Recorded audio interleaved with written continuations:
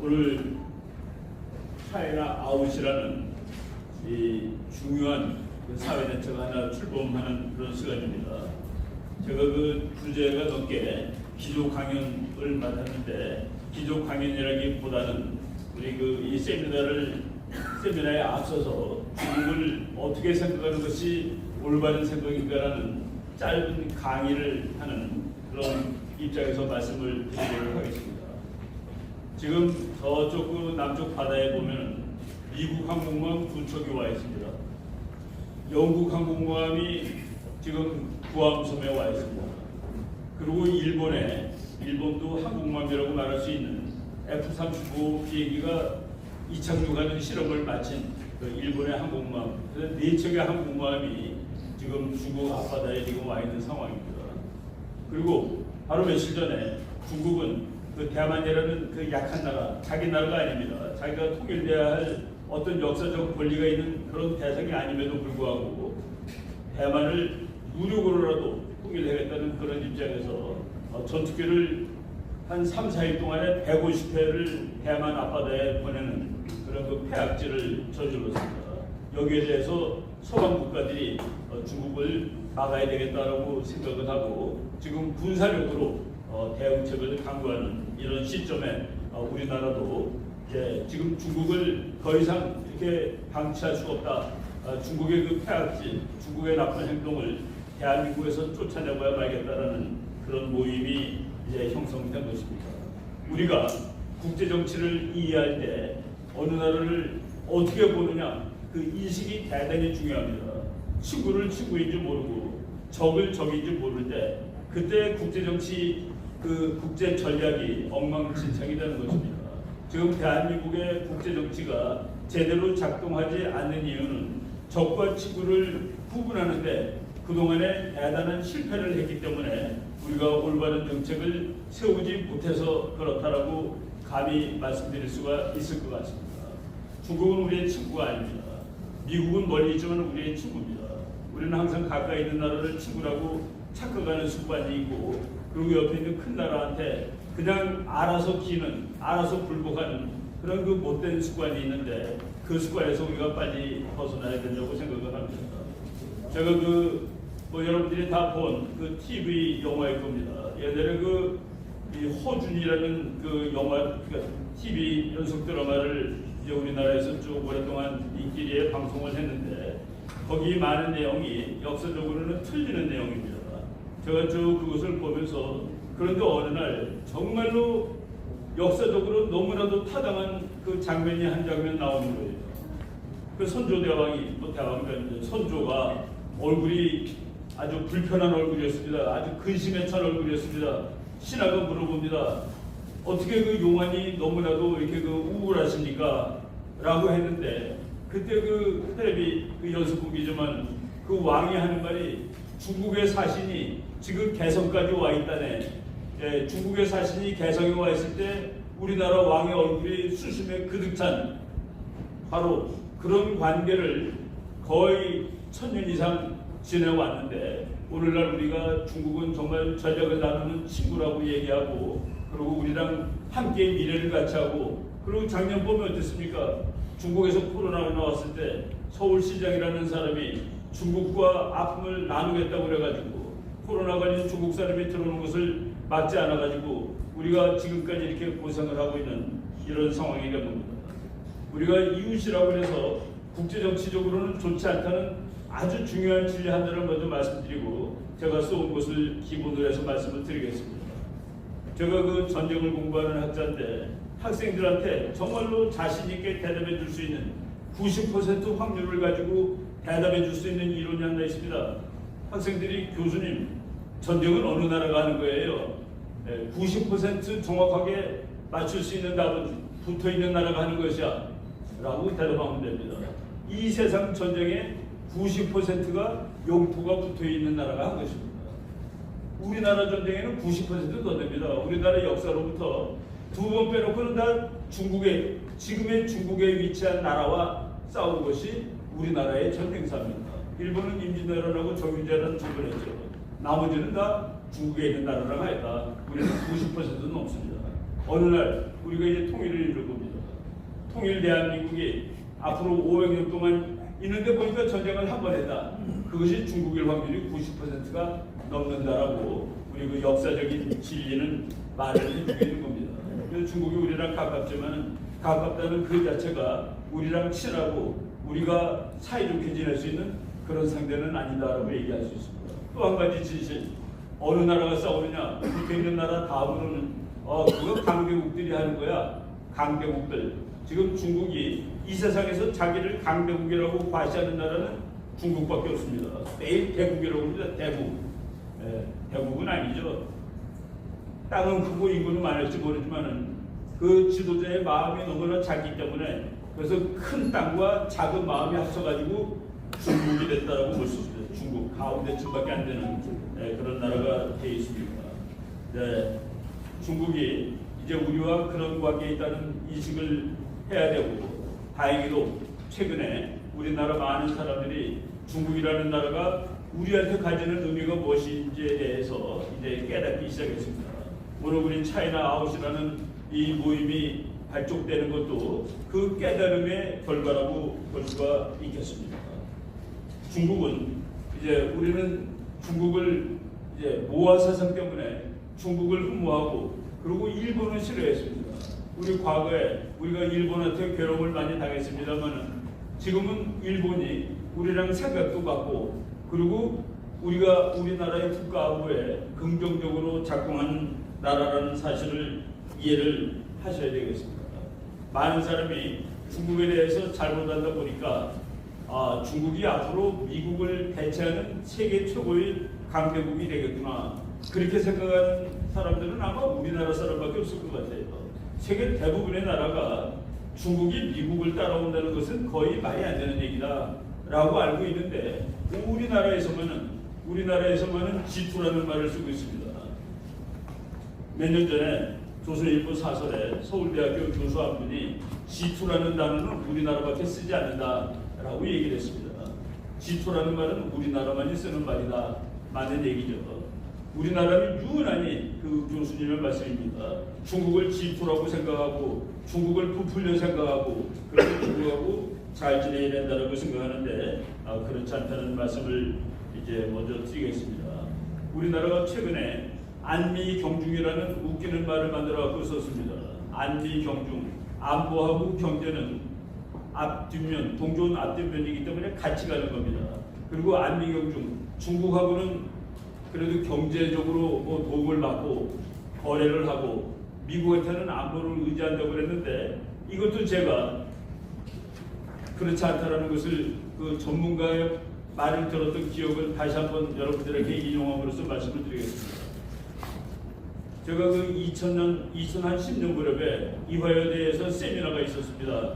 그 세미나 기조연설을 그 당시에 서울에 와 있던 그 한미 상공회의소 소장이 발표를 했습니다. 연설을 했는데 그분이 이렇게 말씀하시더라고요. 당신네들이 중국하고 거래하는 것을 100이라고 치자. 중국과 한국의 거래량이 100입니다. 그런데 수출로 치는 겁니다. 수출이 중국에 100을 하는 거예요. 그런데 미국에다가는 40을 수출한답니다. 그 당시 통계로. 그러니까 우리나라 보통 사람들이 중국이 미국보다 2.5배나 경제적으로 더 중요하구나라고 한국 사람이 다 알고 있을 때 그 미국 상공회의소 소장은 이렇게 말씀을 하시더라고요.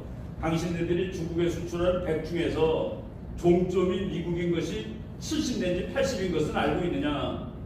저는 그 말 들었을 때 모르고 있었습니다. 그래서 나와서 제가 제 그 후배 중에서 무역학을 하는 분한테 전화를 걸었습니다. 지금 내가 얘기를 듣 건데 미국하고는 40, 중국하고는 100인데 지금 그 중국에 파는 100 중에 70 내지 80이 미국이 종점이라는 얘기를 들었다 맞냐 그랬더니 맞는데요. 그런데 계산할 때는 중국에다 100 수출하는 거로. 그러니까 중국은 우리의 부속품을 사다가 그것을 조립해서 미국에 파는 겁니다. 우리나라 인건비가 비싸기 때문에 우리가 다 조립해서 미국에 팔면은 가격 경쟁이 안 되니까 부품을 중국에 파는 겁니다. 그래서 우리가 중국한테 경제적으로 의존하는 것도 아닙니다. 오히려 중국이 우리한테 의존한다고 하는 것이 더 맞을 정도로 그래서 우리는 그 모든 데이터를 제대로 알고 있지 않으면 안 되겠다라는 말씀을 지금 드리는 겁니다. 물론 지금 제가 말씀드린 데이터는 시간이 지났기 때문에 뭐 조금 변한 부분이 있으면은 대체적으로 봐서 그렇다는 그런 얘기죠. 이번에 중국하고 호주하고 한판 붙었습니다.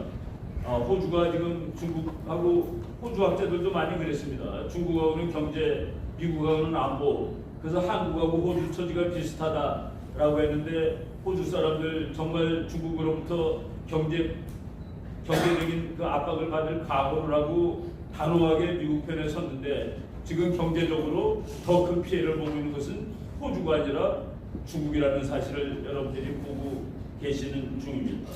예, 바로 이렇게 그 데이터를 올바로 하자라는 말씀을 드리고 그 다음에 우리가 이제 우리나라의 대전략은 통일하는 겁니다. 통일하고 지금보다 강한 나라가 되는 것이 우리의 전략 목표입니다.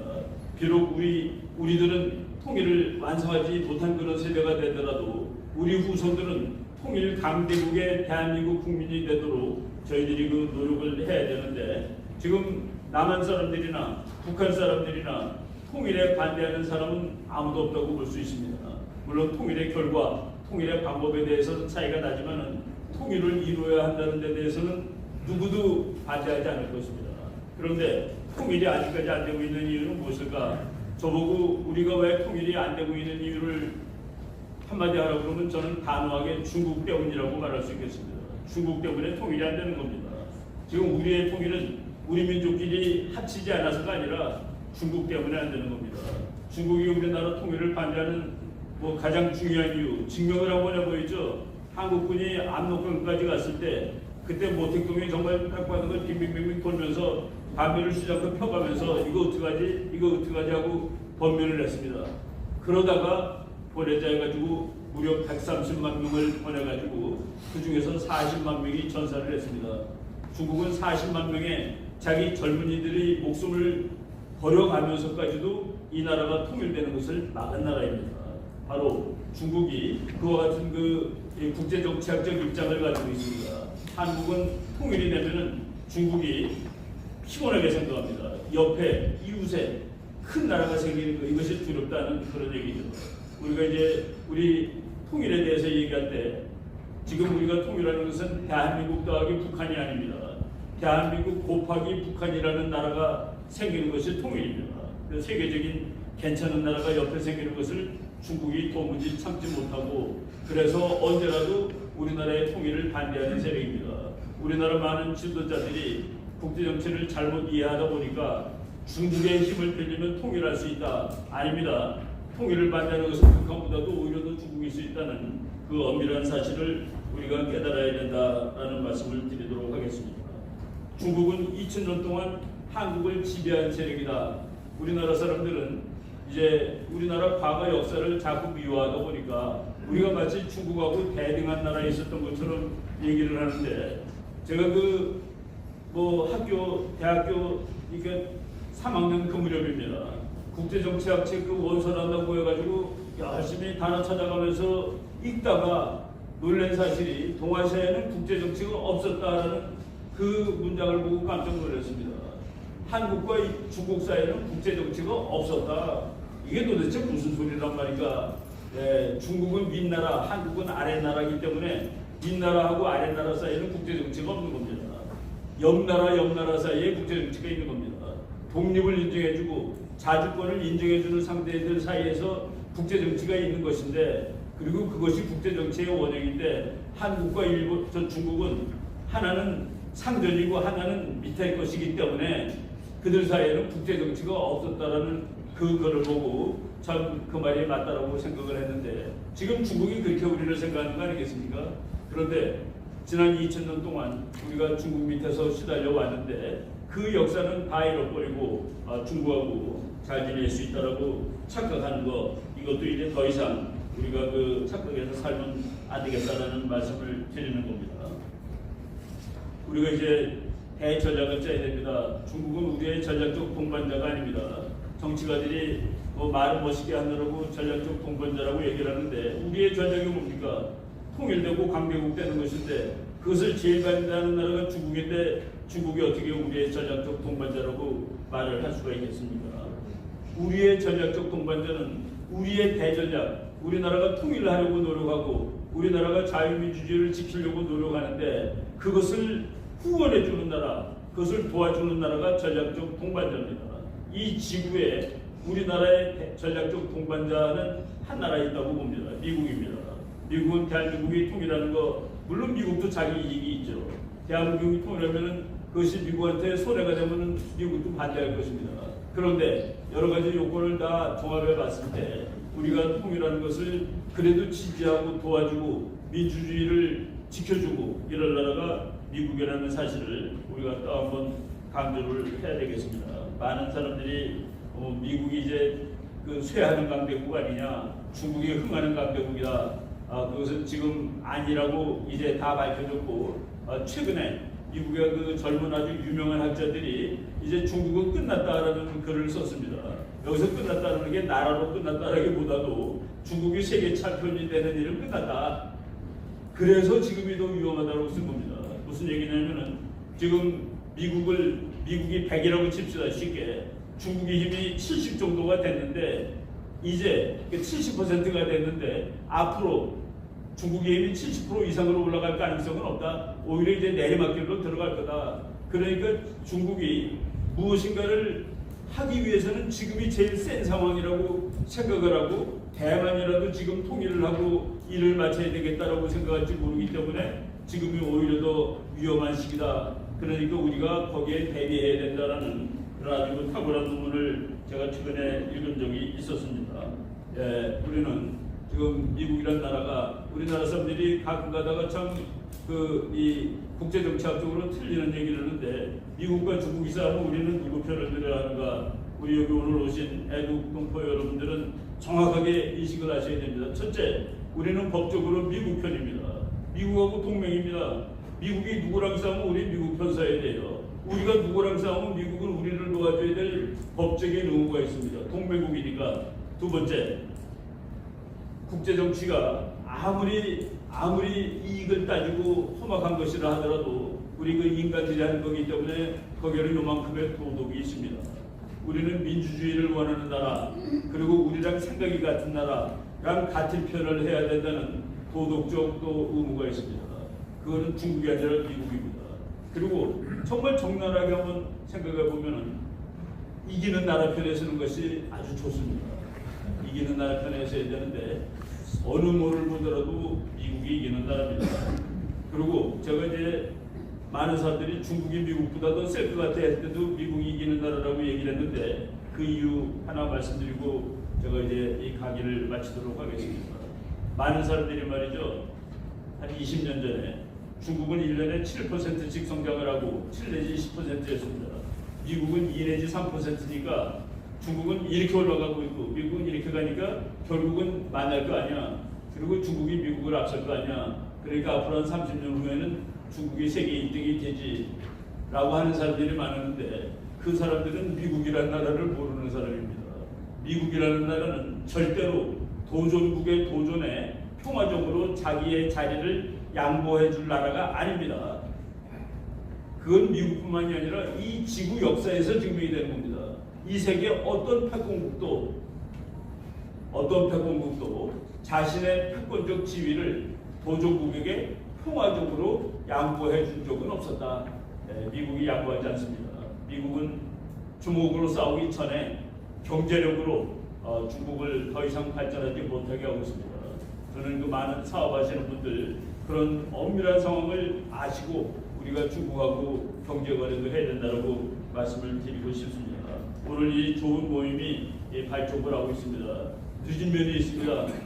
지금 다른 나라들은 이미 그 중국 세력을 자기 나라에 그 세력이 더 있으면 안 되겠다라고 생각을 하고 이미 퇴출 작업을 시작했는데 우리나라에서 이 시민사회에서 그런 그 각성이 이제 일어나기 시작하고 그리고 우리 정부도 이런 그 각성을 받아들여서 중국으로부터 그 중국의 그 못된 영향력으로부터 대한민국이 빨리 그 헤어나가고 그리고 중국도 그 공산주의가 지금 이 세계를 지배한다는 게 나라를 지배한다는 게 말이 안 되는 겁니다. 중국은 그래서 21세기의 비적격 국가입니다. 영어로 말하면 미스핏이에요. 21세기라는 이 시대에 중국이라는 그런 정치 체제는 어울리지 않는다. 아까 뭐 우리나라 뭐 오징어 게임이라는 그 영화 중국에서 못 본다면요, 이게 미스핏이죠. 맞지 않는 나라죠. 네, 오늘 이 모임이 출발하는 것을 축하드리면서 제 짧은 강의를 마치도록 하겠습니다. 감사합니다.